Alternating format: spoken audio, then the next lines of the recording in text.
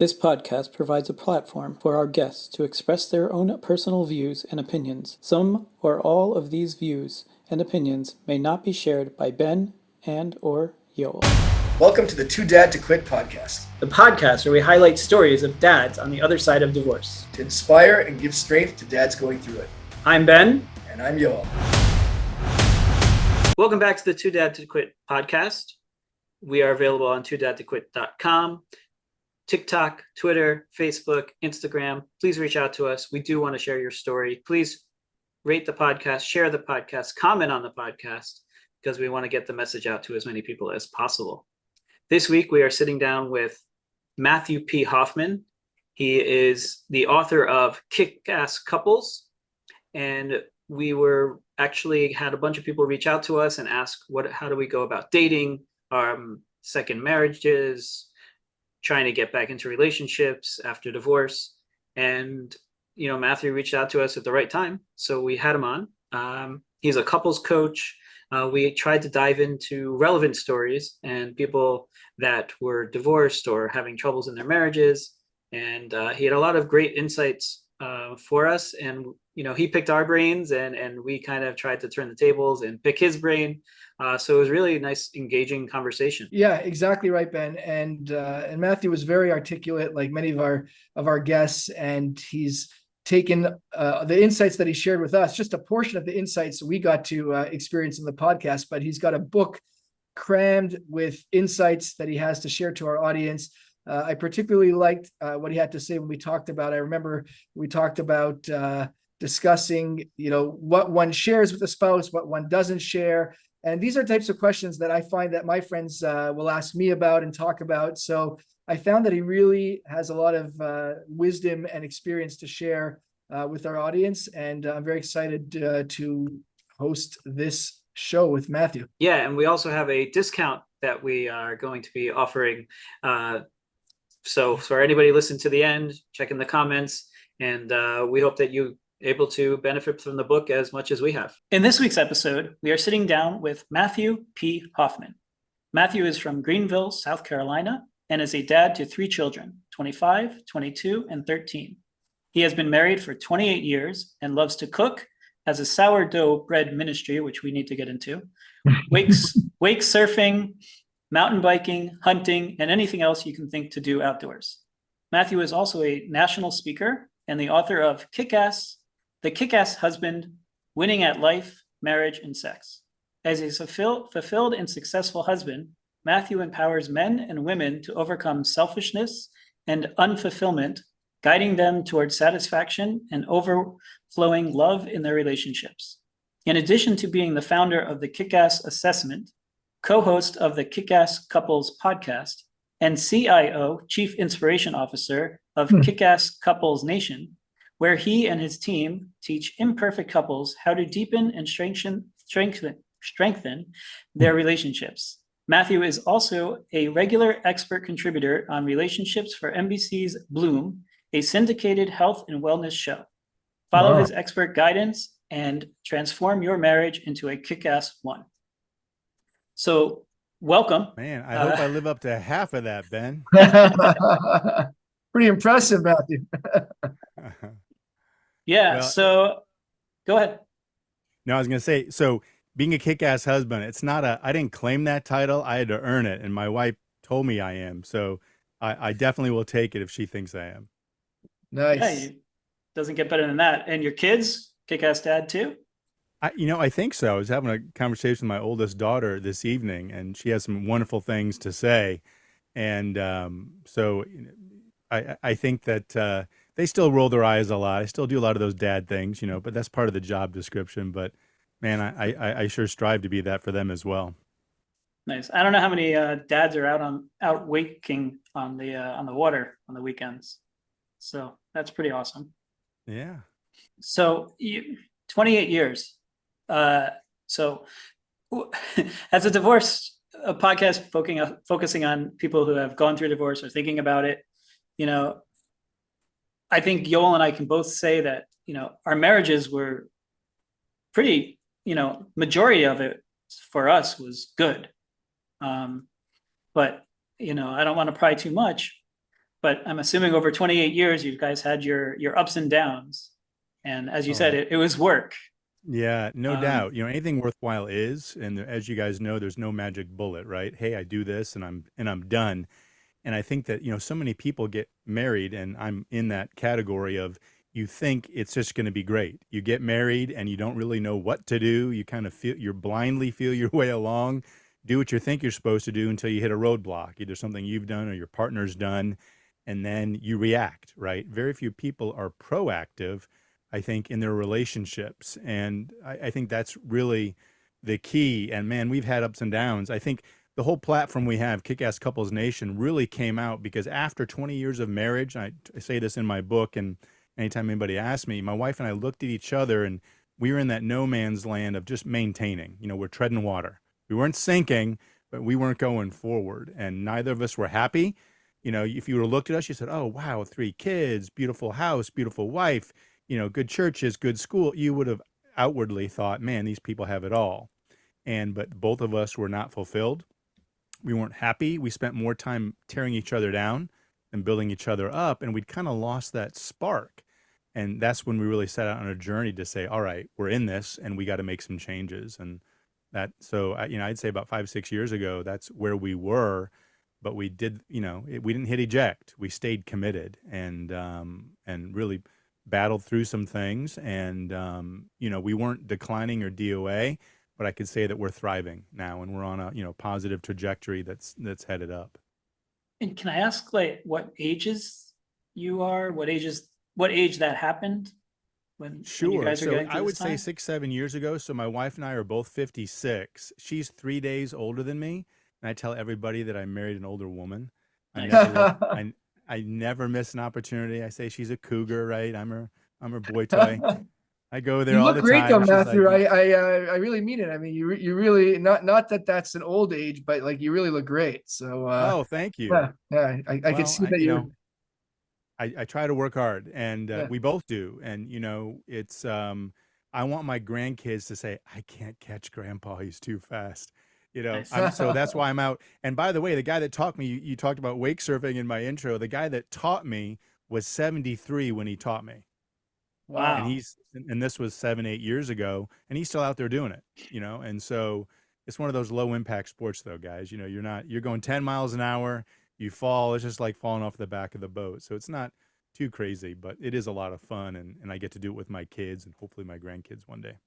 Wow. And do you think, I guess you guys are both active. Do you think, I don't know, I was thinking about this recently that couples that stay healthy together, it, I don't know, it keeps them alive or interested or, Sure. like they're focused That's a good on, maintaining themselves instead of letting everything go, even though Yeah, the that's a relationship hits a bump, they're still working on themselves and keeping themselves active or, Yeah, I things think like the that. last thing that you said is critical, Ben. It's really a mindset, and you can apply that mindset to physical activity and wellness, through your eating and your activity.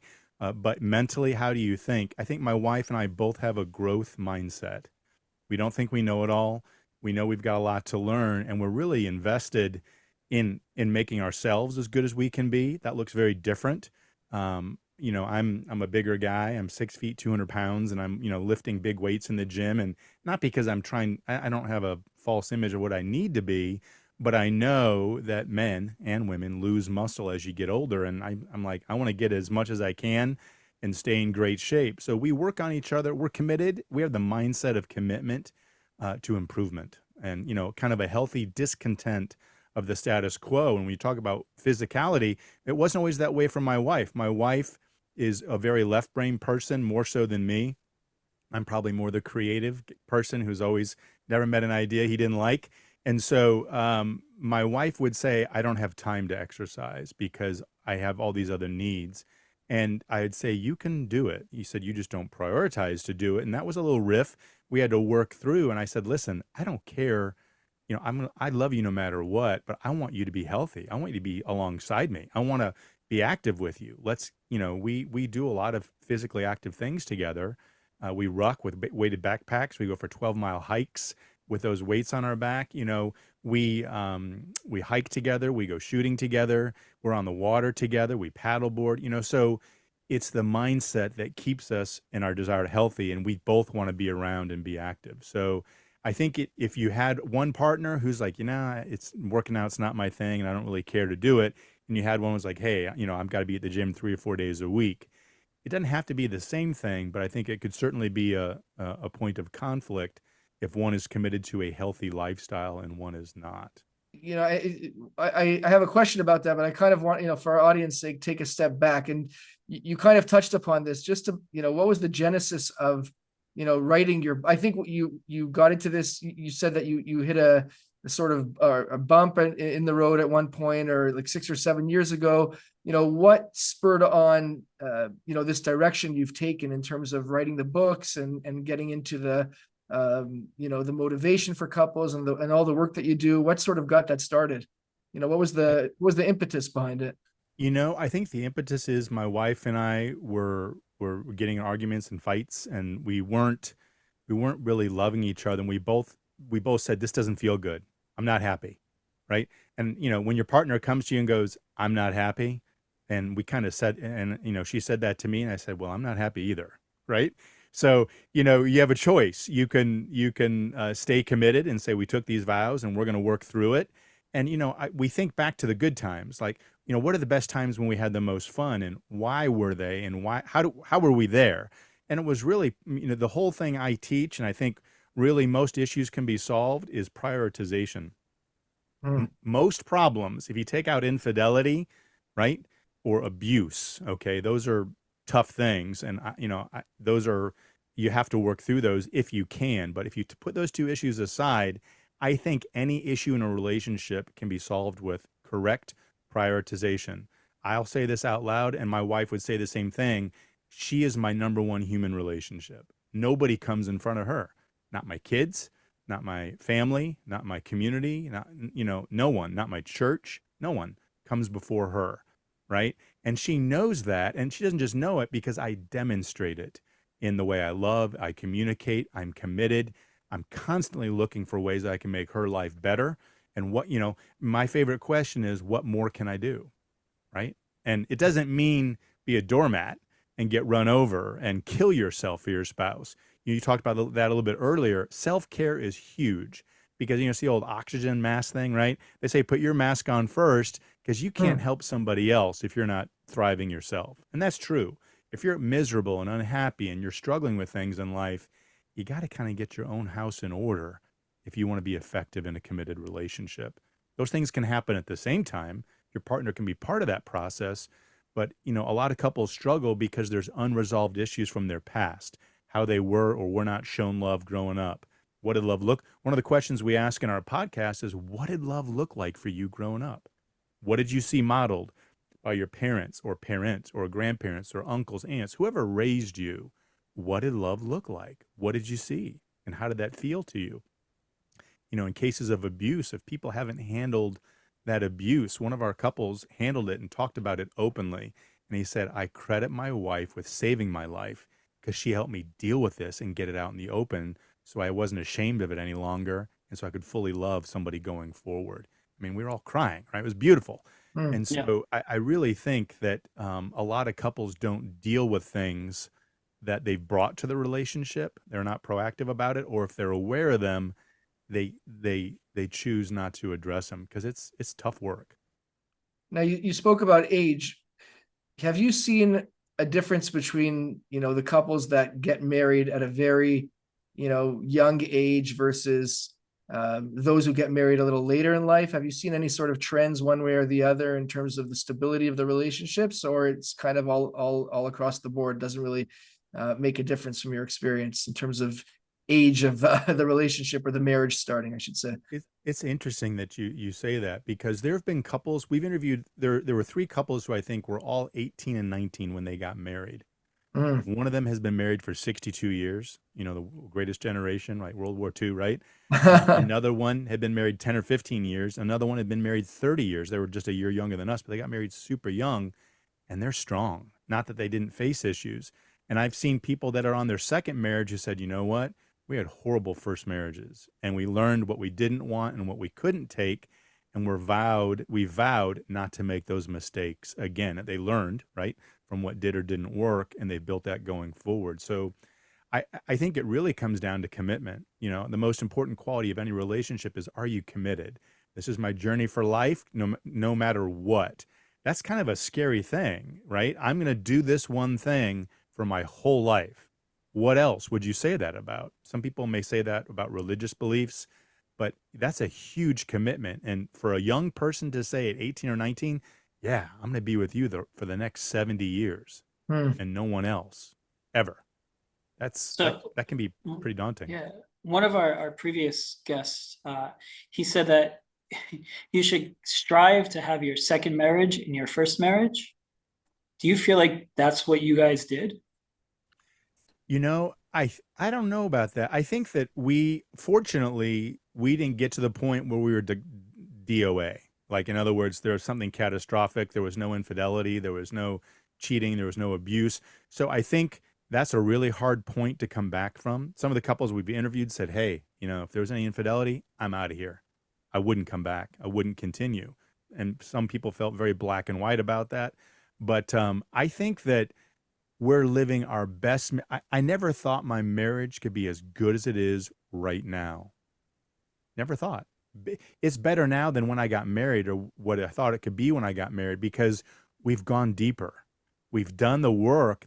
I'm asking questions to my wife, our level of intimacy. Everybody thinks, you ask most guys what's intimacy, and they go, sex, right? And it is, and it can be. And, guys probably think about it more than women. Studies have proven that. But there's intellectual intimacy, there's emotional intimacy, there's spiritual intimacy, there's physical intimacy without sex, meaning just touch, right? And then there's sex. So that you got all these other kinds of intimacy.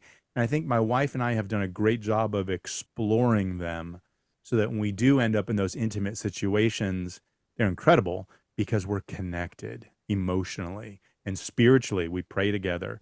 Intellectually, we study together, right? That's probably one of the things we didn't do before that period in our life. We didn't go learn together. I went and did my own webinars. She made a joke about me. She goes, how come you have your bookshelf is full of self-help books?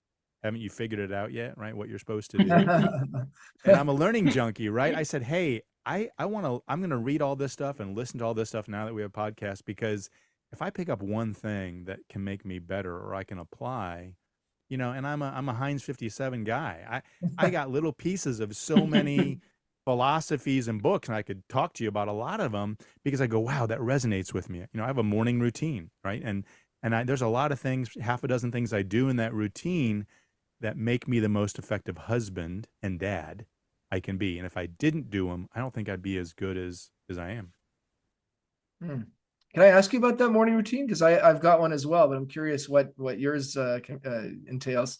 Sure, my pleasure. Yeah, I'm a morning guy. If she Me wants to too. talk to me at 10 o'clock at night and have heavy conversations, she knows it's not going to be very good, and she just learned I'm not doing that. So Right. I like to get up first. I love my favorite time in the morning. I'm a coffee snob. I've got great coffee. I sit in a chair in Greenville. It's been cold. I turn the fire on. I put wordless music on. I usually read scripture or a Bible study lesson. I'm a Christian. I meditate. I journal. 10 things I have a gratitude journal. So it's 10 things I'm grateful for. And then 3 people I'm sending love to or praying for, or maybe need a little support. I do that.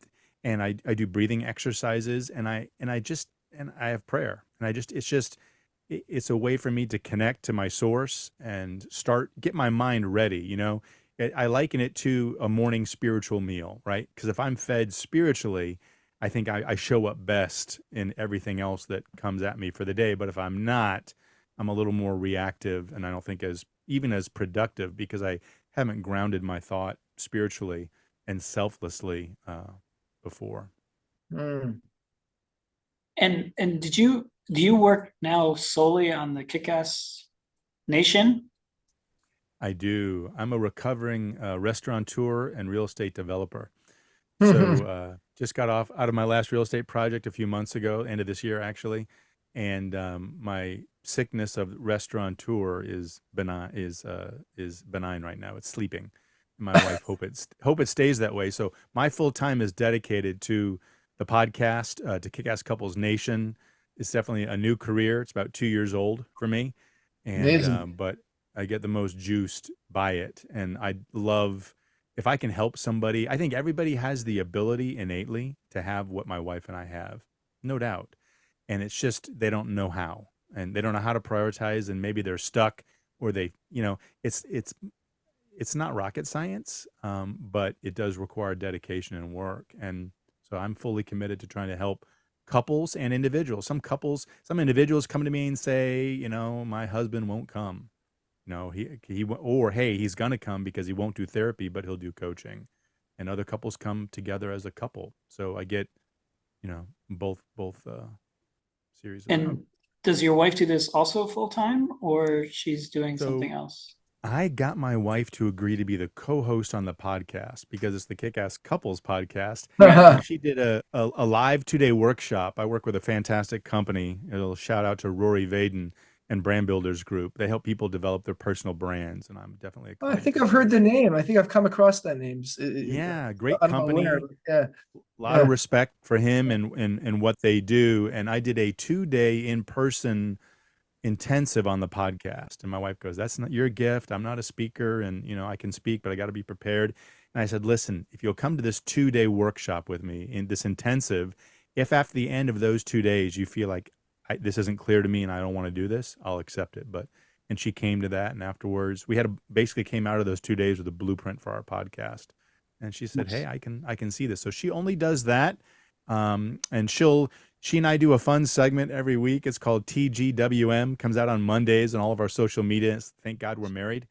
And we say, here's the one thing you can do this week to have a positive impact in your relationship. So we try to give people nuts and bolts and tools so they can have an impact and keep investing and developing that muscle. And how is working together? Are those good. new challenges, or it's just having a conversation on the couch? Some of it is. I think she's gotten a lot more casual and comfortable with it. We do some lives every Tuesday. It's called a Casey and Nooner. We have a Nooner at noon from 12 to 12:30, and we go live and we just talk about relationship issues. And she has a reoccurring position with me once a month. She and I talked about how to make Valentine's Day the best day. And, because it's not everything, that it's good. So we get to do that together. And I think if it was everything, every day, all the time, it'd be a whole nother can of worms. I think we could do it, but I think it's good for us each to have our separate spheres. And I think that she says, "Hey, this is your gift." And she realizes, I think when I got into this, she goes, "More than anything you've ever done in your life that I've known you to do," she goes, "I think this is the most right for you and who you are and what you do." Yeah, I mean, life is funny that way. I'm on like my 5th career, I would say. I don't know where this podcast is going to go, but it's definitely something that I think has a lot of legs to it. And the feedback from our guests has been amazing, plus the listeners. And fun facts, we have 21% to 23% are women. They're listening to the podcast, which we found fascinating. And then as far as age groups, which is why I was asking when you guys went through this period where you were kind of static, most of them are like over 60% is 35 to 44, which is also what we see the age with our friends and people that we know that are getting divorced. Like that's kind of the age where people just don't know. And a whole lot of them are, throwing in the towel, or nowadays it's mostly the women that are throwing in the towel, like 70%, that are asking for the divorce. So all of these metrics are very interesting, which is why we were asking, some specifics on what you're seeing. But I also wanted to know if, like, Yoel and I have this theory, or at least it was, shared with us, that, like after raising the kids, like that last like 10 years of getting them from like elementary school out of the house to college is kind of, you struggled through all those years of having kids, and then once life gets super crazy, that's when that breaking point can be. But if you just hung on for, another 5 to 8 years, it would be, just you two and the grandkids and that kind of experience. So we were, I'm trying to figure out if that was sort of the time when you guys also kind of got overwhelmed and just going through the motions. Trying to do the math in my head from the age of your kids, but it sounds like it's so I sort would of say similar to the about same. 48. We were, yeah, 48, 49 is how old we were, I think, when we both said this isn't what we want. I would say Right. 48, Right. 49. But your kids were about that age though, of, just about to finish high school or in the middle of high school, where like you've already put in like 15 years of just, making the kids the focus when you need to refocus on yourselves. No doubt. So I think, that's that period. If we can figure out some magic thing to, don't give up or, something like that, I think, a lot of marriages would be saved. Yeah. Well, what I'll tell you is, and you probably guys have heard this, it's a slow fade, right? Outside of some crazy event, which we talked about, infidelity or abuse, unless there's a life-changing event, it happens by small degrees. And I kind of made this analogy that if I start a trip from LA to New York and I'm 1 degree off, right? 1 of 360 degrees off, I'm going to end up 40 miles away from my destination, right? Along the way, you're not going to notice it. The closer you get, you go, wait a minute, right? What's going on here? Yep. This is not where I wanted to be. And I think that's how it is with relationships, because it's usually not one thing, it's a lot of things. And it starts with, contempt, criticism, defensiveness, stonewalling, or poor communication, or variable commitment. I'm more committed than my partner, or my partner's more committed than me. And finally, one of us breaks and says, yeah, I'm not willing to do this anymore. So I think it's hard to, I don't think it's necessarily one reason. Kids, man, oh man, they take resources, they take time, they take energy, and they're blessings. I can't imagine not having them. I love my kids, but it is hard to prioritize your relationship and get those date nights when sometimes at the end of the day, you've been to soccer practice and gymnastics and, voice class and, and then there's dinner and now we have dogs, we're walking the dog, and it's like, holy cow, I just want to go to bed. I don't want to talk. I don't want to relate. And so kids can definitely push a lot of those boundaries. Let me ask you, Matthew, I mean, obviously, because you talked about it a lot, and obviously it's super crucial and something that I've recognized as well, about commitment, right? So is it the case if one of the partners does not have that equal commitment, like what would you say in that instance? Is it simply, that's it, the relationship is doomed because one partner has that commitment and one doesn't? Or is there something that the one partner maybe who senses he or she has more of a commitment, at least from their perspective, can foster that in another? Is there something that can be done even if one senses that the other may not have the same level of commitment to try and jog up that commitment? Sure. If you have a willing partner, it can happen. And, it's hard to make anybody do something against their will, but I will say, communication is critical. So if I'm in a situation, if I'm the partner that's in a situation, I feel, man, my spouse is just not in it like I am, right? I can communicate my needs, and not you do, you don't, you always, you never, right? It's not the accusatory finger, but I got to communicate and say, listen, I want to let you know what's important to me, and these are my needs. One of my favorite questions about commitment is, do you know your partner's number one need right now? It changes. Could be changed daily, weekly, monthly, or annually. It could go on for a year. But if you can't say, I know what their number one need is, then how the heck can you be giving them what they need to thrive and be the most successful? That's a question I ask my wife all the time. Am I giving you what you need? What's taking up the most furniture, the most space in your room right now? What piece of furniture, right? What's driving you crazy? What's keeping you up at night, And so the communication part of commitment, if that's happening and I'm super clear to my partner about what I want and need, and I really work hard to understand what they do and I deliver it, it's going to become painfully obvious if someone's delivering to somebody what they need, but they're getting none of it back. And then the conversation is, don't you see that? Do you see the dynamic that's going on here? Right?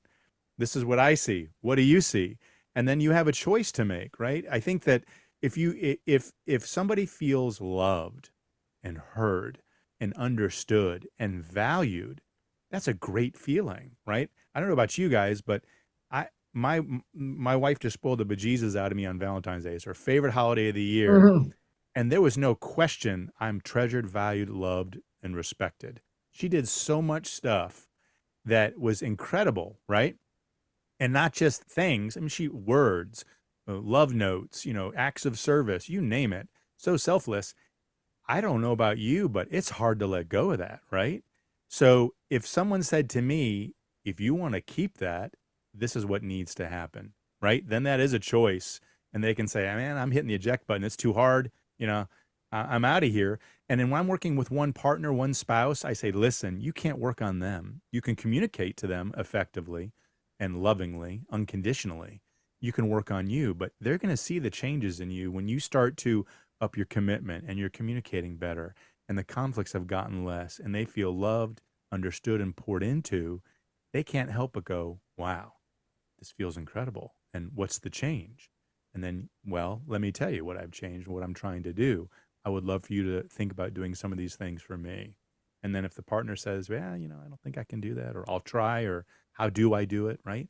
You've got a great open door. But when it's not coming from accusation, but it's coming from love, you've got a much greater chance of turning the ship the other direction. Hmm. What would you say to, that couple, I'm sure there's couples listening to us that are not, haven't done anything concrete, but, we're giving like an inkling into what it's like, the divorce life and how difficult it is for the kids. And, we ask at the end of the podcast, what advice would you give to anybody going through it? And 90% of our guests, the first thing they say is don't. So besides that, what would you say if a couple came to you and said, hey, man, we've tried everything. We tried communicating, we tried therapy, we tried this, and we're just at a loss. We don't know what to do. Where do you start? I would go back to we have 14 pillars that we think are essential qualities in every great relationship. And the first three we call the 3 C's. And those are commitment, communication, and conflict resolution. And I would ask to do a deep dive in those 3 areas with them to make sure that they're clear in their own head what they are, what does commitment look like to me, and have my spouse say what it looks like to them, so that we hear it, but we also we're committed to it, right? And then communication, I would talk about what are the dynamics of communication, because usually, like one of the reasons why people get divorced is because they didn't have conversations they should have, because it's hard, it's difficult, or they weren't willing to dig deep and tackle those tough issues in a positive way, right?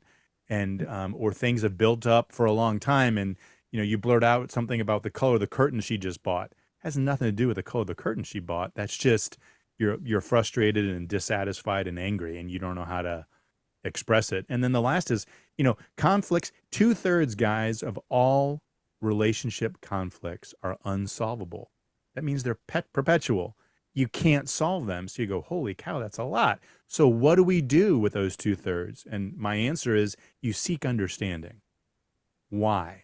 Why? Why is it important? Why do you feel that way? What's the dream within the conflict, right? The conflict is the color of the curtains. Well, no, not really. There's something else deeper there.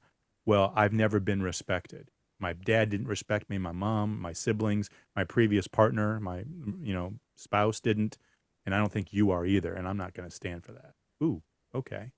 Well, now we know. So how can we address that? So I'm not going to say, when both partners are committed, right, and willing to sacrifice and prioritize the other, I think you can definitely work it out. No doubt when the commitment's there. And I think getting those foundational issues taken care of, understood, and communicated give you that opportunity. I mean, I have a sibling that's, going through a divorce. It's a female.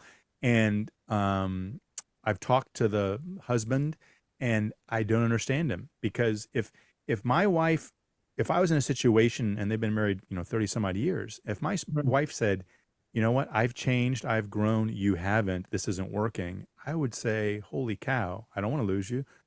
I wouldn't say, what do I got to do? I do it. I'd get counseling, I'd get therapy, I'd read the books, I'd do the videos, right? I'd talk to other people, I'd get help, because I would come, there's no way I'm going to fail because wasn't willing to do what was necessary to save the relationship. And I think when both people have that attitude, how can you not win? Right? Because I'm going to fight for it. My relationship is so good. If something got in the way, I would fight for it tooth and nail. I wouldn't let it happen. I don't care. So to me, you got to have that attitude. Both people have to, really, because one does, and what we talked about, variable commitment, the other doesn't. Man, that's a tough road. I'm curious, by the way, I know this wasn't the point of your story, but just you mentioned, I'm sorry to hear about your sister going through it. Can I ask you if you feel like sharing? I don't want to pry, but what was the reason you spoke to your sister's husband or current husband as of this recording, I guess, anyways? And sure, what was it in effort? Were you trying to see if you can help them in any way or anything like that? Or well, if he wanted it, I would have helped, but it was more out of just love for him. I mean, he's kind of a member of our family. He's an uncle. My kids know him. He's been around holiday. He's a good man. It has nothing to do with him abusing or not doing something he should. My sister's a very bright woman, and I love her dearly. We have a fantastic relationship, and I really think she continued to grow and change and strive in different areas. And I think he's more happy with status quo and the way things are. And, like, hey, what's wrong with it? Why do we got to change? And, I think, I don't know which one of you, Ben, or if it was you, Yoel, said earlier, people change, right? There's seasons. And in those seasons, you, as a partner, you got to go, okay, well, this is where they are now. So, maybe one's the primary breadwinner and that switches, right? And the roles switch. And maybe there's kids involved and maybe there's not. So how do we navigate that? So you're constantly adapting, right? Adjusting, trimming the sails, adjusting the course, trying to stay on track as life changes for both you and your spouse. And so my desire to speak with him was just love. I'll probably always have a relationship with him, and, it can be a little awkward for sure, but he knows I love my sister, but I wish it would work out. And, but I don't know if it will, but I just, we can only look through situations through our own filter. And I know that I don't understand the ins and outs. I'm not super close to it, but that's where we sit. Yeah, like one thing I hear a lot is, the woman wakes up one day and is like, I've been told to do what all my whole life, and I'm just following whatever I've been told, and I need to figure out what I want. And somehow they think that the answer for that is leaving the marriage to go explore whatever magical thing they think is out there, or just to find themselves. But I feel like that's something that should come with the communication and the goals and the commitment, that exploration should be able to, it should be elastic enough to contain, maintain the relationship.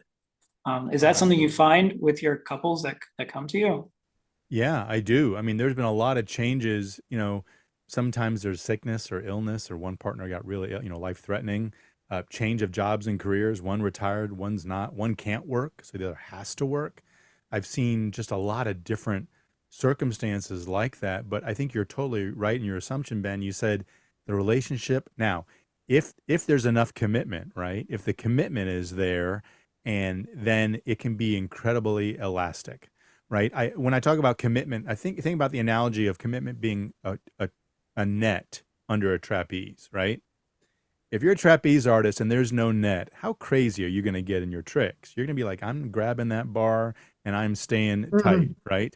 I'm not going to go up there and try a flip and catch somebody's arms, right? It's the same thing with commitment. If there's commitment, it takes away the fear or relationship ending consequence of trying and failing. And if you've got that safety net and you can try things. Well, you know what? What if you stay home with the kids and I go work? I want I want to be an interior designer, right? New job, I'm getting off, and man, if I got to feel fulfilled to do this. So if the husband or the other partner can make that happen, why wouldn't they? It's like if that's a hope and dream, and you're going to pursue it, I'm going to do everything I can. Let's figure it out. Hey, we can do this. How are we going to make it work?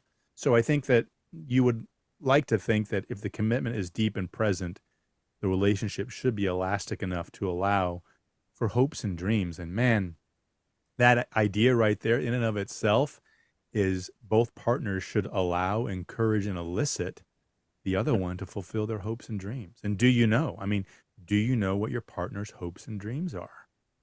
I know what mine are. And I asked my wife that question. She goes, "Ooh, man, I'm not really sure what I want, what I dream for." I go, "Okay, well, let's figure it out, right? Let's do some vision boards. Let's, it's not that she's got to have some crazy life purpose that's going to take her full time, Right. but I do want her to know this is what's most, she's a giver and a server. She's doing some training right now to help some human trafficking victims in our community. And Wow. that's her heartbeat because she wants to know she matters and she wants to know she can give, not just to a family and kids and a husband, but to other people in need that touch her heart. So I think that that's huge. And for couples to understand each other's life hopes and dreams and then to help them get there. Mm. You think there's like a personality, I guess, do you think it's personality versus, I guess, upbringing where certain people are more prone to be more committed than other people? I don't know how to explain, to me, I don't want to use the word loyalty, but like if someone asks me to do something and I say I'm going to do it, I'm going to try my darndest to do it for as long Right. as, I had a girlfriend in like middle school and 7th grade. And when we broke up, she said, "I never want to talk to you again." So I never spoke to her again. And then in like my freshman year of college, she called and tracked me down and called me. And I said, "Hello." And she said, "Hey, I just want to thank you. You were the best friend I ever had. I asked you not to talk to me ever again, and you did." And like, that's just the kind of person I am. I don't know where it comes from, but do you find that there's different personalities that are more prone to, die on the hill for whatever they commit to versus, someone that I shops a lot and they buy everything and then they return stuff? Is that right. the different Well, I think a personality? lot of behavior that we have been in our relationships is probably behavior that was modeled for us. So I think if somebody grew up, if that woman grew up, with things always being done for them, then they probably would walk into that expectation as like, hey, my mom always did for my dad. And either I've got to do that too, or like, no way in heck am I going to do that. I'm not going to wait on my guy like my mom. They're going to have to be self-sufficient and do their own deal. Right. So I think it's the models we've been shown, and a lot of people either run to them and embrace them. We all, I think, use things from our past. We all run from things in our past and say, I'm sure you guys have said, hey, when I'm a parent, I'm never gonna ... Mm. or there's no way I will do this. So, personality wise, I think it's important to understand how your partner likes to receive love. Because if something was modeled for us and we think, oh, acts of service, right? Hey, that's the best way to express love. And I'm going to do acts of service and do this for you and that for you and this for you and that for you. But all your partner wants is words of affirmation. They just want to hear how good they are and how you love them and what you see in them, right? It's not going to work. And so really knowing how your partner likes to be loved is huge, because it's not how you want to love them, right? I used to love to buy my wife gifts. Man, she nicknames me Calvin Klein, not because I'm a designer, but she goes like, "You dress really well." I just don't get it. She's like, she'll get dressed 3 or 4 times and I'm, ready in the car, and I've just learned, okay, be patient, wait. And, third outfit, she comes out and I go, "Wow, that's not what you started with." She goes, "Well, I wasn't feeling it." So I used to like to buy her outfits thinking, oh, if she thinks I've got good taste, she must like what I get her, right? And then she said, "Honey, please stop buying me clothes because, I like to pick what I like. And I know you go, if we do it together, we get agreement, but you're buying me stuff that I'm just not going to wear and I'm really not into." So, right. So I didn't know that. I thought I was doing the right thing by what I was doing and buying her something. And unless she said, but she said, I want, the Tory Burch boots for Christmas, right? So if I get her the Dingo Ranch boots, I missed it. So I learned. And so I think it's really important. And I'm still, and those tastes change, right? I mean, loving them how they like to be loved doesn't mean you don't do acts of service. It's not all or nothing, right? There's no Right. absolutes. But really understanding how people like to be loved. And, man, one of the couples we interviewed lately, the woman, she said they did some kind of a workshop and her element was fire. She's like, I'm fire, torch and burn, come in strong, burn hot. And he's an empath and he's like, earth, listen, calm, cool, and so they're opposites, but they go together beautifully because they each bring kind of a needed element to the relationship. They've been married 30 years. They got married when they were 18 and 19. So Wow. understanding that is key. Do you believe in the concept of, I've heard it's expressed before, if you tell me, you're telling my wife. In other words, like, I don't keep secrets from my wife and she doesn't keep from me. Do you believe in that concept, or do you believe that, as a husband or as a man, you can have friends who will share things with you in complete confidence and can say to you, please do not share this with your wife. This is something confidential between us guys. Do you believe in Sure. that, or are you of the view of you share it with me, you share it with your wife type of thing? I'm a firm believer as a person is good for their word. And I think that my wife and I have each had examples of that. She's got a great group of girlfriends. She grew up in the Florida Keys. They're sorority sisters and, high school friends, middle school, high school. And they tell her things. And, something came out, and I won't go into the details of it. 'Cause I don't Okay. something came out that she did tell me. And she goes, for years, I never told you this because they asked me not to. But I think it's okay now. And she told me something, I was blown away. It's like, oh my gosh. Because I'd made other thoughts and perceptions on what this person had or had not done. And so to hear that, I was shocked. So I think, if someone comes to me, I have an accountability group of men I meet with. It's called Kaizen, the Japanese word for continuous improvement, once a month for half Wow. a day. And we talk about stuff and I don't go back, and one of them can say, I'm struggling with my wife. She does or says this or didn't do that. I don't come back and say that, and I don't share those things, but she might be friends with the wife. And how is so-and-so doing today? And I might go, ooh, he's really struggling right now.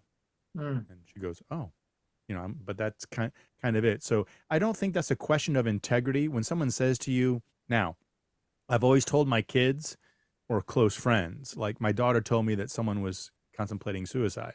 Don't tell anybody, Dad. I'm like, baby, can't honor that request. And, we Right. got involved right away. So where someone's going to get hurt or there's a lawful issue, right? I would break that in a heartbeat. I think most people would say that's probably a good standard, but there's things that my wife knows about my friends and her friends that I will never know. But in matters of our relationship, my wife was previously married for 1.5 years, and there is nothing about that relationship she hasn't shared with me. Or she's, ooh, I can't tell him that. There's still funny dating stories, of other boyfriends and stuff, maybe. And I've shared some things too. And, when we're intimate, we share some of those things. But one of the things I told my wife when we got married, I said, I'm not a liar. I will never lie to you, even if I don't like the true answer. And she's asked me some questions and I've given her the truth. And, she gets angry with me. She's thank you for your honesty. But, but we still deal with that. But I'm a firm believer that it's okay to do that and respect that. Yoel, what's your thought on that? My thought on disclosure, things like that. My question I was asking you. Yeah. I believe that the two should be distinguished. In other words, if I have a very good friend and he's coming to me as his friend, I don't, as long as there's, I think in a healthy relationship, I mean, I don't feel like I'm one to talk about this, being that I'm currently divorced, but from my perspective, after having been married for many years, if you're in a good relationship with your wife, I think each of you can understand that each of you will have relationships that are outside of your own boundaries, right? Of your own relationship. So if I have a very close friend who specifically wants to disclose something with me, I understand that he doesn't feel as comfortable sharing it with my spouse, and same vice versa. If she has a good friend who shares something with her. So I pretty much am on par with you. I think it makes 100% sense. Ben, I don't know, what are your thoughts? I'm going to throw a wrench in it. Of course. Because you mentioned that your wife has a group of female friends that she talks to, and you have a group of male friends that you talk to. But what about you or your spouse having secrets with someone from the opposite gender? Is that different? I think, what's interesting is when you talk about affairs, a affair is defined as when someone, and I'm in a heterosexual relationship, right? So it would be if there was a woman that knew more about me or my ongoings or my work or details about me that my wife did not know, that's an affair, right? So if a woman wants to, if a woman is leaning on me and using me as their best friend, confidant, and relationship issues, I think that's some really tricky waters. And I would never, all my counseling, all my coaching is done virtually.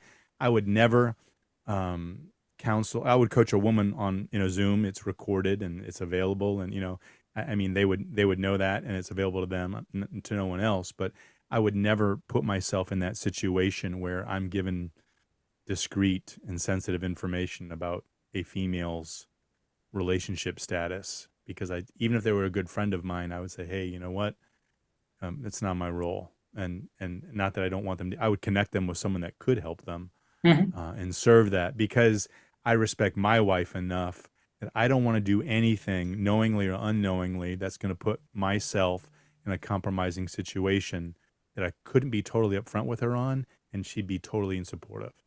Yeah, that I'm pretty in line with everything you've said so far. I think that's for sure. So I'm curious about number 3 on your list of top 3. So you've got commitment. I forgot number 2, and number 3 is conflict and conflict resolution. Sure. I'd like to hear more about your insights into conflict resolution, because me personally, I know that was a big problem that my ex and I had. We never, having that disagreement, and then knowing that you can make it to the other side and the other one's not going to run away. For me, that was always in the back of my head for some reason.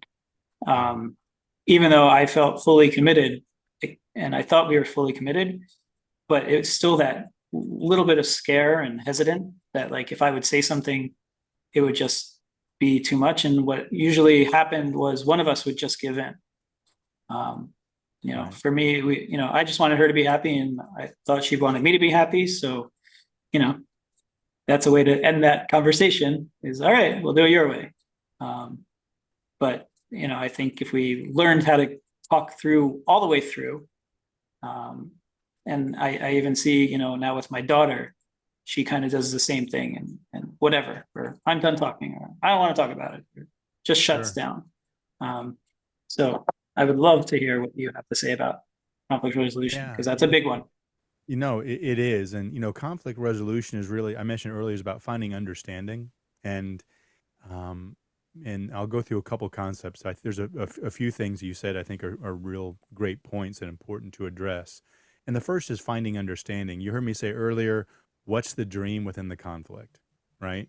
And when I say that, it would be like a way to figure that out with your partner, your spouse, is to say, what does the ideal outcome in this situation look like for you? Maybe they go, that you do what I want to do. Okay. Okay. Or, right. That's one question. Another question is, why is this so important to you? Why are you why are you sinking in?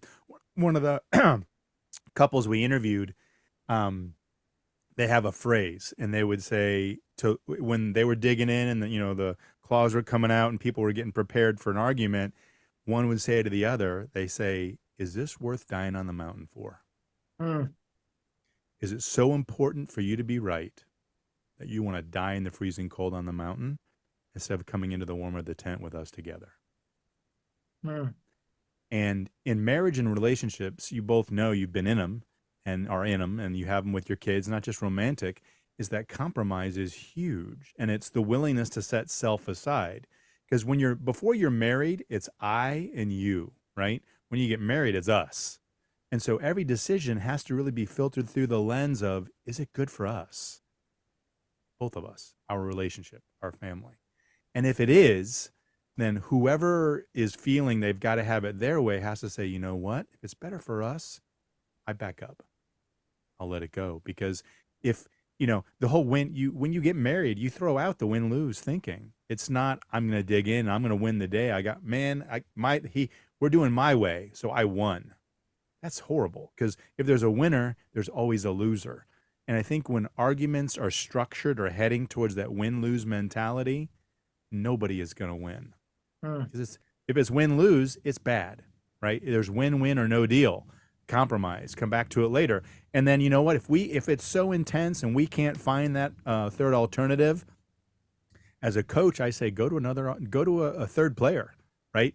You need someone who's outside of it that can say, all right, this is what I understand, this is da da da da da da, and let's work with you through to find that solution. But we compromise all the time. I'm not always happy about it, or it may not be what I prefer, right? Preference is just personal choice. It's not going to impact me one way or the other. But if it's what my wife needs, then hey, if I'm fulfilling her need, then I'm doing my job and I'm winning. So I'm not losing by taking a back seat and letting her shine or do what she wants to do versus what I want to do, because I'm fulfilling her need, and it comes back, I think. So I had another relationship where basically we would have these discussions and it went really well, but by the end of the discussion, the other person was arguing for my side and I was arguing for their side. So everything just kind of flipped, which is a much better situation in my opinion, because you both see it through the other one's eyes. But I feel like sometimes resentment comes out of those conflicts as well, where, you said, all right, well, she's happy and that makes me happy, but not everyone sees it that way. You seem like a very positive person, but I feel like, and optimistic, but I feel like, not everybody's there. And, something out of that resolution, even though there's a resolution, there's still, it's not win-lose, but it's not exactly what I wanted. So what do you do about that piece of, I didn't get what I wanted? Sure. Well, there's kind of two things swirling around in that conversation, Ben. One is, that you said a very important word, and it's empathy, right? Empathic. So two things I'm going to tell you. The first, in every relationship, there's always two viewpoints, okay? And they're both right, okay? If you and Yoel have a business relationship in this podcast, he sees things one way and you see it the other, doesn't mean he's right or you're right or whoever's wrong. You each have a view and it's correct. So I can't discount my partner. I'll just get over it. It's not that important. Why do you have to think that? Oh my, just let it go. Really? What's the big deal? Get over it, right? That's not love. So I've got to have empathy, and the second point I wanted to make is you've got to learn how to value your spouse's opinions and feelings as highly as you value your own. That's empathy. It's like, I'm in your shoes, and so when they're having that experience, I can say, oh my gosh, that must suck. That's horrible. I bet you feel terrible about that, right? And I'm in it with you. I'm going to get in there with you. I'm going to feel it, and I'm going to validate you because you're allowed to feel that way. And then, hey, is there anything I can do while I'm in here with you? Just listen? Okay, I'm just going to listen. I don't need to come in and solve or, make it go better, but I'm in it. I'm with you, and I'm next to you, and I'm here if you need me, because I see you're hurting and you're not feeling good, and I don't want you, if there's anything I can do to help lift you out of that, let's go there, right? So you said empathy when you were arguing her point and she was arguing yours, right? When you value your spouse's opinions as highly as you value your own, that's huge. And but there are things there. My wife and I have ecumenical discussions about religion. We're both Christian, but we're different religions, right? And so we have an interpretation maybe of some things differently, and we've had to agree to disagree. And we laugh about it now, but the flip side of that is not that we're disagreeing. It's like, you know what? Our foundation is so strong on what we agree on the big stuff, we can let that other stuff go. And we've been able not to get hung up on those details of difference. I know her and I know what her needs are, and they don't frustrate me as much as they used to because I've just learned that's her approach, and my approach is very different. You know, she says, you're just calm. You guys said I'm positive. I would think I'm a glass half full guy for sure. She's not negative, but my emotions, if I was angry and you and I were having a disagreement, I'd be talking to you just like I am right now. Because I learned early on, calm, focused, distinct words are much more effective than disrespectful profanity and yelling. And I can get my point across the same way. So those two qualities of empathy and seeing that viewpoint and respecting and recognizing it, don't have to agree upon it, right? Definitely don't have to agree upon it. And I think that's okay. Nice. And so this book that you wrote, Kickass Husband, you mind talking about it a little bit? Tell us, Sure. what inspired it, or it was just this change in your life? Yeah. Well, this accountability group would tell me, they go, Matt, you don't get it. Most guys aren't like you. They don't, because I would tell them, I mean, I'm a hopeless romantic. I proposed to my wife with 30 dozen roses, surprised her. I do all kinds of stuff. And my friends would go, you better slow down, dude, because when you get married, you're not going to be able to keep up with yourself. She's going to have these high expectations of romance and what you do for her, right? And so the book really was a collection. It was just writings I had, and they kept saying, you got to write a book. When someone tells you you got to write a book, you go, yeah, that's your dream, not mine. No thanks. But I had a career change, and I finally said to my wife, I said, listen, I've got a part-time real estate job of finishing up some development. I was working my way out of. I said, would you mind if I took a third of my time and just dedicated to finishing this book? I'd really like to do it. She was supportive. And so it's really just a collection of 52 chapters of me talking about instances and opportunities in our relationship where we faced issues that everybody faced. One of my favorite is Watch the Sunrise, chapter 1. She's pregnant with our first child. She's in the third trimester. She's uncomfortable. She's in pain. She's not sleeping.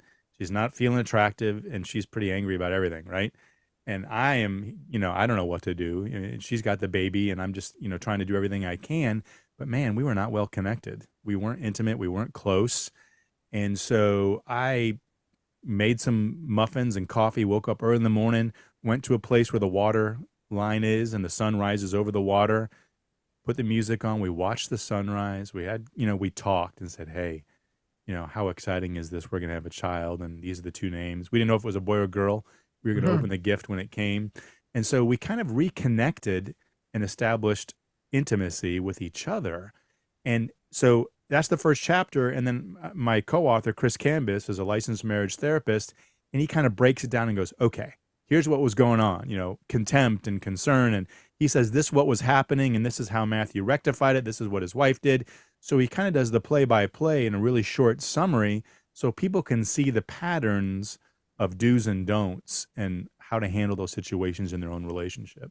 And that's, so, it could be a handbook for a healthy relationship and a lot of ideas of things that I did and worked or confronted in our relationship as we were building and growing it together. Wow. That's awesome. That's great. So I'm going to curveball it here again. Being that this is the Too Dad to Quit podcast and you have your wonderful children, we do like our guests to share their Too Dad to Quit moment, a moment where you were just so proud to be a dad and you were just feeling, man, I am awesome. I am the dad. I can just look at them and I'm beaming from pride. If you can share a story like that, we'd really appreciate it. Sure. That's going to be hard to pick because I've got some great kids and two are older, as you know, you said earlier, Yeah. 25 and 22, and then one's 13, the caboose, he's still home. When we lived in Tampa, when we had that first child I just talked to you about, there was a German woman named Margit, and she was kind of an adopted grandmother. My mom passed away at a very early age, right before my wife and I got married. So they were kind of robbed of having my mom around. Beautiful, wonderful woman. And so Margaret worked with my mom, and she came to help us out with, my wife, baby, housekeeping. She kind of did some light housekeeping, help with the baby so my wife could have a life because I was working full time in the restaurant business. And so we kind of adopted this woman as the grandmother over the years, and my kids were part of that, Miss Margaret. And she nicknamed them and changed their diapers. And so now, fast forward the 25-year-old, right? My daughter's living back in Tampa, and Margaret's in an independent living facility there. And my daughter goes with her boyfriend, and they take her out to lunch. They take her Wow. grocery shopping. They buy her flowers. She loves beer and pizza. They'll take her a 6-pack of beer, and she'll have them over for appetizers. And, oh, can't you come over? And she's built a relationship because she knows how much she did for her. And so here she is out serving and acting like the parent and the mature one now. So as a dad, to see your child have that servant leadership, which is huge to me and my wife, and we certainly model that for our kids, and my other kids do it as well. But to see her do that on her own time, her own money, maintain that I get calls from Margaret, oh, Olivia is so amazing. You'll never guess what she and John did. And so Nice. seeing my daughter take that mantle up and really get joy in making sure she's all right, and seeing her, she has no family in the area. They're all Mhm. on the west coast of the US. So that's matured over the last 9 months, and she's been back there living and working in Tampa. So That's super amazing. proud as a dad. And it's less about, we certainly modeled that for her, but she's taken up the mantle and is beautifully demonstrated. It just tells to me what a, wonderful young woman she is. Yeah, Beautiful. and also in your own retirement, you have something to look forward to. So that's always comforting. No doubt. My kids won't abandon me, right? Exactly. And then, one more thing that we like to, leave our listeners with, and ask from our guests is, I'm going to do it a little different for you. Some word of advice for any couples that are on the edge or thinking about, breaking up their marriages. And on the flip side, any divorcees that are starting new relationships, that you can give them advice that you would give them as they go into that new relationship or look for new relationships to make sure that, they start on the right foot. Sure. I always, people, when they're dating or with somebody and they say, how do I know if this person's right? And I'm a big fan of looking at how they do the small things. How somebody, how do they treat the cashier at the checkout, the server, the bartender, anybody in any way, the postal office, when they are interacting with neighbors and other people, how are they loving and respecting those people? Because I think it's a real microcosm into what you can expect in the relationship. And if you see them modeling the behavior to others that you want modeled to you, that's great. And even to their own family members, how do they relate to their family members? So for someone that's divorced and saying, I want to figure out if it's the right person again, the second thing I would say is have the hard discussions first while you're dating. In other words, before you get married. And if you're already married, you should still have them because they're beneficial. And that good old question of what did love look like for you growing up, right? Or what is real commitment? What does real commitment look like to you?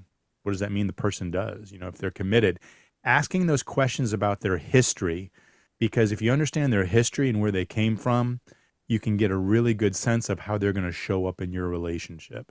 Because if they go, oh my gosh, my dad cheated on my mom, he was never there for her, it was brutal. Okay, that's tough. How does that make you feel carrying forward into another relationship?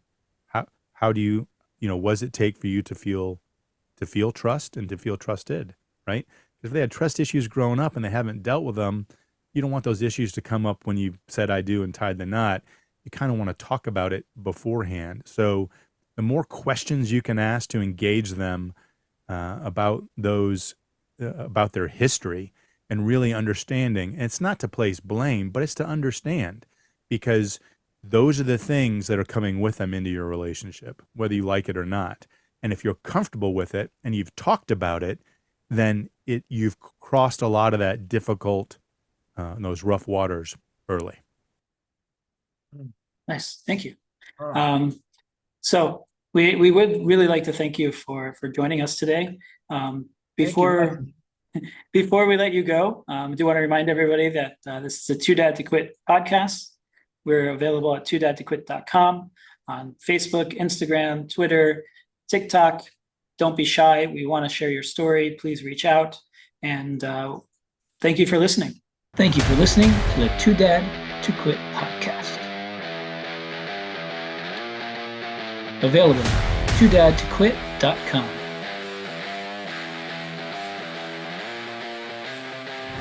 Thanks for listening, and don't forget to subscribe so you don't miss the next episode.